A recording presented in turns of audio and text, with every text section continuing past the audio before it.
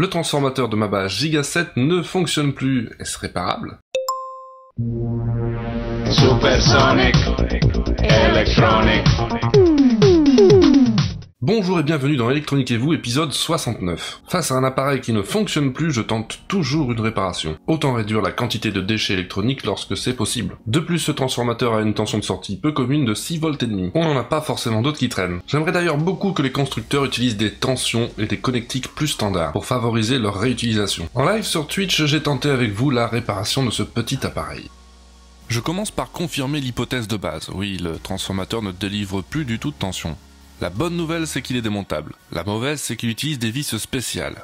Mais heureusement, il y a l'embout qu'il faut dans mon kit iFixit.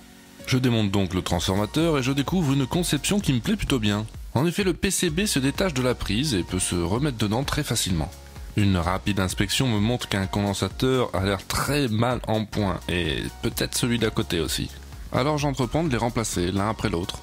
Je n'ai pas les composants de remplacement en neuf, mais je trouve des condensateurs tout à fait compatibles sur une carte électronique qui restait dans un coin. Malheureusement, une fois les condensateurs remplacés, toujours rien. Mais je remarque alors une résistance de grande puissance qui n'a pas l'air en forme. Celle-ci est directement connectée à la source en 220 volts. Je pense qu'elle est là pour servir de fusible.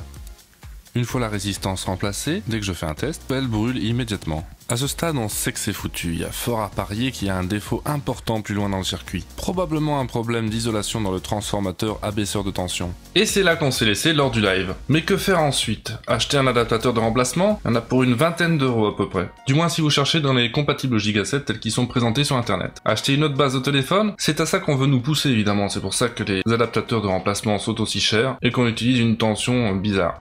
J'ai beaucoup de transformateurs dans les tiroirs, mais aucun de 6 volts et demi. Par contre, j'en ai énormément de 5 volts. Alors je décide d'en utiliser un avec un petit module step up pour augmenter la tension à 6 volts et demi. Avant de faire quoi que ce soit, par acquis de conscience, je mesure la tension aux bornes de ce transformateur.